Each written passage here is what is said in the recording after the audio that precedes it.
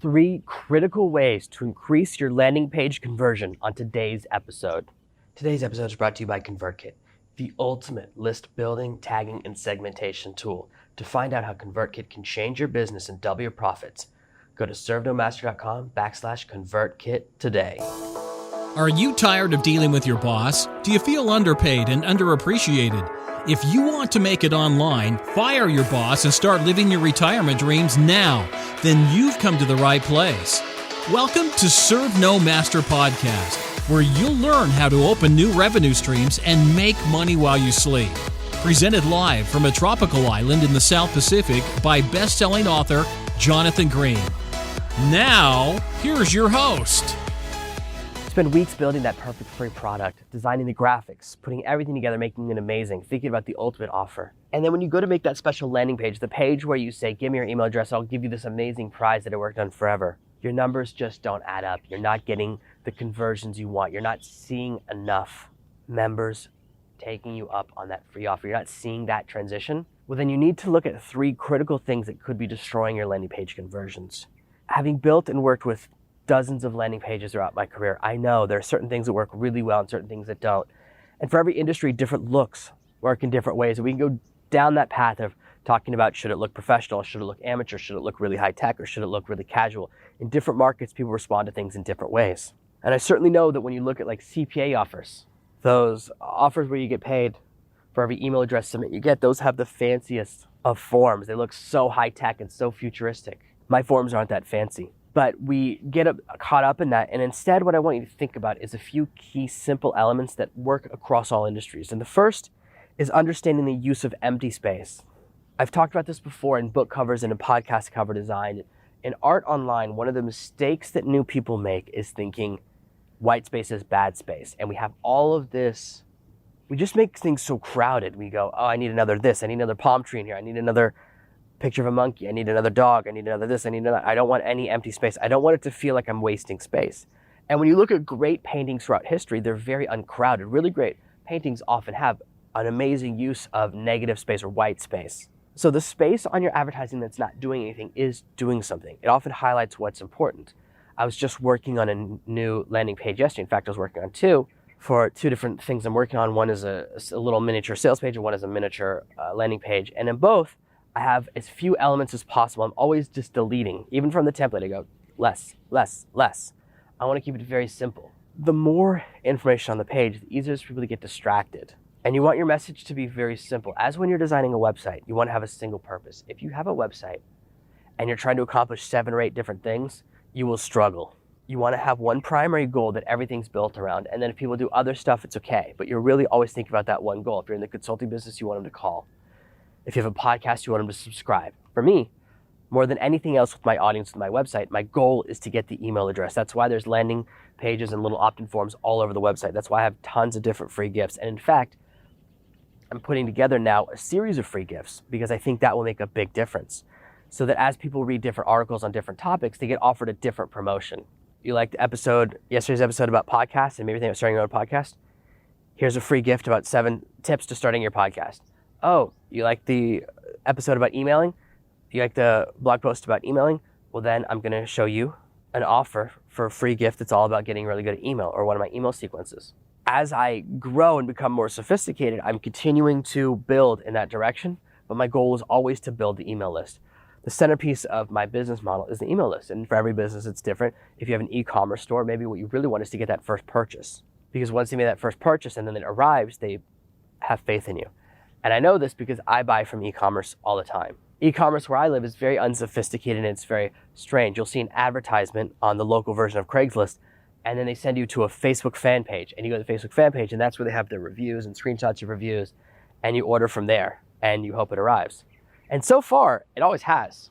Here, I'm so much more comfortable with mail order than I ever would be in America. Here, I see something online I want to buy. Anything up to, I've spent more than $1,000, I'll just wire someone the money, and then the thing always arrives. No one ever just takes the money. I don't know why, but here there's a huge amount of trust in that particular field. But as you set up your business, you know what your goals are, and it's the same thing for your landing page. And so you don't want to distract people. The purpose of a landing page is not to inform, it's not to excite, it's not to entice. It's to only accomplish one thing, to get that email submission or that first name, last name, phone number, email, whatever pieces of information you need. It's to get that submission, to get that content, to get people to give you what you need to continue moving your business forward. So don't feel the need to fill up the page with lots and lots of stuff. Oftentimes it becomes distracting, and sometimes people can't find the click button or they can't find where to enter the information. We get a little bit too crowded, we get a little bit overexcited, and our landing pages become too cluttered. So always remember, use the negative space, use the white space. The second way you can increase your landing page conversion is with arrows and pointy things.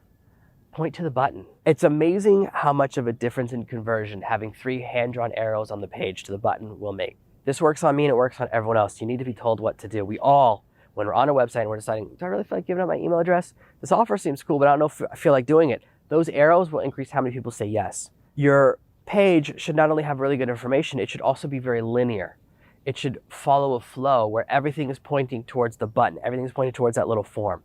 Having arrows on the landing page, having these pointing in the direction causes the eye to follow that flow. So the beginning should be the excitement and the end should be that button. All roads end at Oz, just like the yellow brick road. It should end right at your button. So when you're designing your page, as you've increased the amount of negative space you have, think about adding in some arrows. And I've noticed lately that a lot of templates don't have arrows, and I don't always use arrows either. It's not an always thing, but it's definitely worth adding to your tests to see if adding in arrows will boost conversions. And I do add in arrows and test them for landing pages. Usually my baseline has 1 arrow or less, 1 set of arrows, but then I'll test a different arrow or adding in an arrow if there isn't one. It's always one of the first tests that I run. And it's very valuable and very important. And running these types of tests will really help you to grow and improve your business. It's going to be very effective and it's very exciting. If you're struggling and you look at your page and you go, oh, people can't really see where to go. And you'll notice this. If you use anything like heat map tracking or behavior tracking and watching what their mouse does or just talking to people and they go, well, I can't really tell what I'm supposed to do. If there's any sense of confusion, having an arrow in the right place can solve that confusion. It shows them what they need to do and where they need to go. I see forms all the time where even I get confused. Someone was showing me a form the other day and I said, I can't tell you what you want me to do. I don't know what the purpose is. I don't understand. If I feel even 1% of confusion, imagine how someone who has no idea what the offer is going to feel. It's going to be so much worse. So if you even feel a hint of that, arrows can make a big difference. Now, number 3, the third way to increase your landing page conversion is with line of sight. We add images to our landing pages. We have designs, and depending upon how fancy you are, really large companies that are doing millions and billions of dollars, they have really complicated pictures. If you're just starting out, you oftentimes have to take your own picture or you have to use a stock photo image. I want you to be aware that there's a science to the photos that you use. Of course, your photos should look like your audience and it should look like their idealized self. So if you're targeting retirees, as someone I was talking to yesterday is interested in doing, you want to have pictures of retirees, but you don't want to have pictures of retirees in a home or in a hospital looking sad. No one wants that. No one wants to see those oxygen masks. That's why when you see those commercials for, bringing back your youth pills, it's always people riding around a lake on a tandem bicycle or an older couple flying a kite. They're doing things that are more active. Why? Because they look like the audience, but it's their idealized self. I spend a lot of time thinking about the artistry of each part of my business. And as much as it seems freeform, I'm very strict about the visual of each different part of my business. Anything I advertise in ServenoMaster follows a set of rules. If you go to servenomaster.com/toolbox, that's the page that shows all my resources. And this is definitely a page you should add to your business if you haven't already. And we'll talk about that in a later episode. But on that page, you'll notice that all of the art looks very similar. It has this retro pop art 1950s, 1960s kind of style. It reminds you of perhaps old Dick Tracy comic books or something like that. That's very intentional. That look I use for recommending products on that page. And it's also the design I use for my own products that are sold within this website. All the things I give away, everything I do, uses that retro 1950s style. However, the art I use on other websites like the 30-Day Blog or Kindle Sniper, it follows a different format. Those have a different set of rules that I have for my art. I want my art to be consistent, but I want you to know very quickly if it's a product I've made, if it's a product I'm recommending as part of the ServenoMaster brand, or if it's simply a product that I'm mentioning or that I use. then I'll use a different type of graphic, and I use different type of graphics for the picture that goes with every single blog post. Those differentiations help to establish a sense of branding. They explain to people how I do things. Now, if you look, my book covers for Amazon look nothing like the branding, that 1950s retro style. I tend to use more futuristic or more modern art. So the style of art I use is very intentional. It's very on purpose. So you can say, oh, when you see a picture, you can go, this is this type of product. This is that type of product. So even more specifically, my banners, when I create a banner or a little square for a product, that's when, that I'm an affiliate for, that's when I'll use that 1950s retro style. But for box shots, I don't do that. Only my own products on the box have that. But when you see a product that has my name and it doesn't have that 1950s look, and instead it looks futuristic, or it shows a superhero flying around, it shows someone in the clouds, it shows a rocket ship that looks very modern, very futuristic, very nice coloration, you go, that's an Amazon book. You can tell right away. And that really helps people because we want to have consistency with imagery. So as you're designing and choosing your images, as you're choosing the images you'll put on your landing page, that's important. But beyond that, there's something called the line of sight. The line of sight is, where are the characters in your pictures looking? You might just choose a beautiful woman or a good-looking guy in yoga class, whatever. You just want to have a good-looking person on your landing page. That's fine. But where are they looking? Where do their eyes go? If you see some of these larger pictures where there's a giant picture in the background behind the landing page and there's a person riding an exercise bike or whatever, wherever their eyes are pointing, that tells you a lot, because we see, when we look at art, we'll look at the character in the picture and we look at their eyes and we go, where are they looking? Without thinking about it, we always look to see what other people are looking at. So you can use the line of sight as another way to point straight towards the form, straight towards the email address that you're trying to get. These little steps will make a big difference. Now, I could have made this episode 77 ways to improve your landing page conversions, but those 3 are very easy to implement and very quick. But I noticed that yesterday the episode was a little shorter than I like to do. I like to, stay in that 22 to 24 minute range. So I'm going to give you a couple of extra tips with your landing pages. One of the things that's very important to increase your conversions is to understand your audience. The more you know who's visiting you, the better. This is why I often talk about surveys. If you study your audience and you discover your audience is mostly women or mostly men, you want to shift your marketing a little bit to match that. Or perhaps you want a 50-50 split. So you'll shift in the other direction. You want to increase the number of men. You want to go, instead of 40% men, you want 50%, so your ads show more and more men. Think about the people and their desires. This is the reason at the beginning, remember I mentioned, I'm changing my landing pages. I'm increasing the number of free things I give away. If you read an article about email, I'm going to give you an email gift. If you read an article about blogging, you'll get a blogging gift. That's because increasing the targeting will increase those conversions, saying this person likes this, I'm going to give them something relevant. Now, that's not what you want to do right out the gate. The reason I mentioned that at the end is because it's harder. It's something I'm just moving into because my backend is getting more and more sophisticated. I still have many, many products that I need to finish developing. I'm busy all the time creating products that I think are super valuable for you. Last week, I just finished my business launch blueprints and I'm going to release them.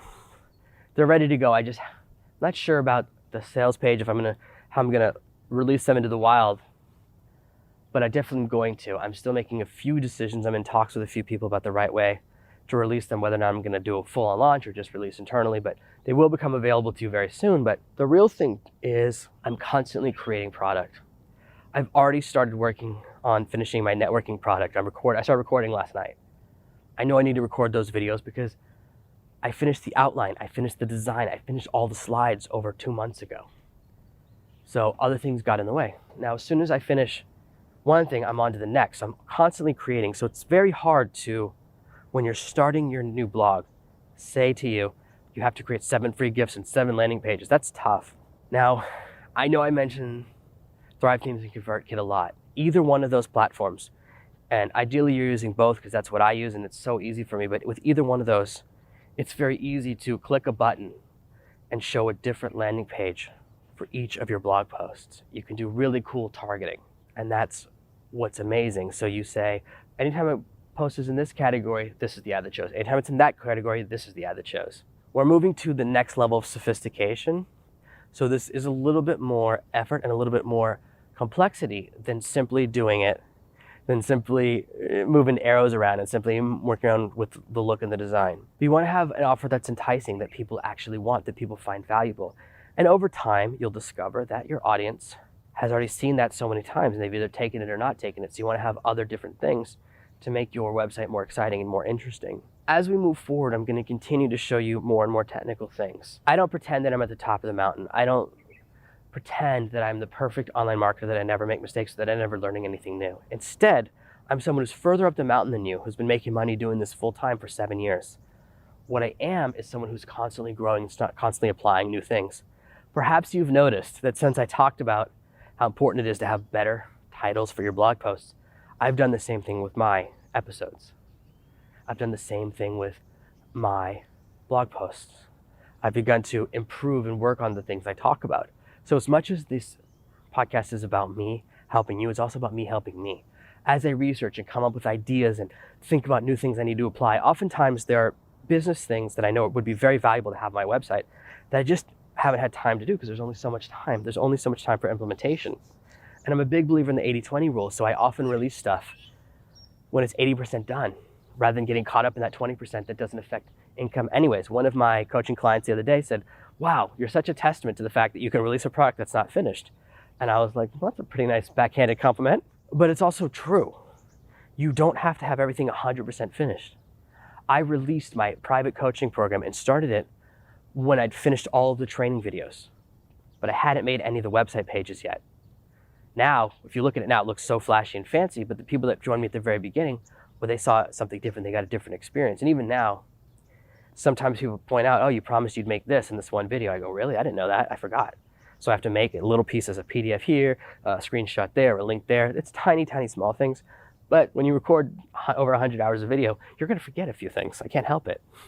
I forget this or I forget that. I think I did it and I go, "Oh, I didn't. I thought I did that." I just finished my new swipes file, my ultimate swipes file for people that want to become copywriters. And I talked about that way back in the copywriting episode. And so now that that's finished, I was working on the landing page for that yesterday. And that's one of the landing pages I was working on where I was like, delete, delete, delete, too much stuff, too much stuff, too much stuff. It's so simple. This is simply a file. If people want to become really good copywriters, these are amazing ads that you should copy by hand. Very simple. For that reason, I was thinking about how to make better landing pages. I wanted to share that with you today. So you can always do things to improve your business. You can always do things to go back and tweak. I never want you to use this information as an excuse for an action. Say, "Oh, I got to work on my landing page again and again and again to get it perfect." You don't. It's better to put something in a while that's not quite perfect and to continue tweaking. These are ideas for as you're implementing, to go out there and implement more and more and get closer and closer to that success you desire, to get to those levels you are looking for, those conversion numbers. You're never going to have the perfect answer. You'll discover sometimes that all the things you thought wouldn't work on a particular project, on a particular idea. Keep those thoughts in mind. As you build your landing pages, as you create things, everything should be on purpose. Start with a template, get something done very quickly. ThriveThemes has amazing templates. If you don't like ThriveThemes, you can use LeadPages. That's where I build most of my templates, with one or the other. Once you have that amazing template, then you can go back in and tweak and say, "Oh, I need more white space, I need more arrows, I need to move around this image." Online marketing is not permanent. Some people have this mistaken idea that you put everything together and once the machine is perfect, you can go to sleep for 50 years and it will make money forever, but it won't.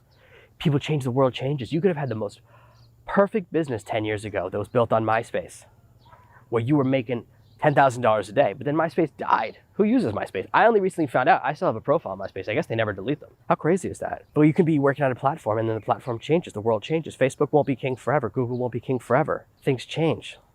Everyone used to think Twitter was the greatest. Now Twitter, no one would even buy it. They can't even sell it.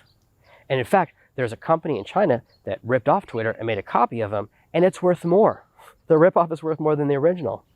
So everyone who thought Twitter was going to change the world, things have changed over the last year. If you're advertising on that platform, you should be very worried, because if they do ever find someone who will buy their company, it seems like it's pretty unlikely since everyone said no, there are people who are talking about buying them just to grab their database. They may shut down the entire platform. They just want all those email addresses to bring into their other programs, and that could be it. So it's not permanent. Nothing is static. Nothing is forever. We're constantly adapting, growing. And this is why you can use these techniques to improve, to tweak, to grow your landing pages. And then you'll come back in a few years and go, "Oh, you know what? I should change the arrows. I should change this. I should change the line of sight." All these little things can make a very, very big difference. Be proactive. Constantly look for ways to improve your marketing, improve your landing pages, improve your business. and you'll continue to grow. It's foolish to think that the very first try will be a success. You're not going to hit it out of the park with your very first Facebook ad. It's a learning experience. It's a growing experience. I'm about to start a brand new Facebook ads campaign myself, and I know that it can take 1 to 3 months to really get everything dialed in perfectly, and that's okay. It's when we go and we think, hey, my first book, I'm going to hit it out of the park. There's too much luck involved. There's too many things have to come together, but when you do bring everything together, amazing things can happen. So keep all of these pieces in mind, that you're in a growing business and it's okay, that you can continue to improve things and that's okay. And when you have that mindset, when you approach business this way, you will achieve, you will discover, you will accomplish amazing things. And these are 3 very effective and very powerful ways to improve your landing pages and your landing page conversions. Thank you for listening to this week's episode of ServenoMaster. Make sure you subscribe so you never miss another episode. We'll be back tomorrow with more tips and tactics on how to escape that rat race. Head over to servenomaster.com/podcasts now for your chance to win a free copy of Jonathan's bestseller, Serve No Master. All you have to do is leave a 5-star review of this podcast. See you tomorrow. Thank you for listening to the Serve No Master podcast. Email your questions to podcast@servenomaster.com, and your question with my answer might appear in the next episode.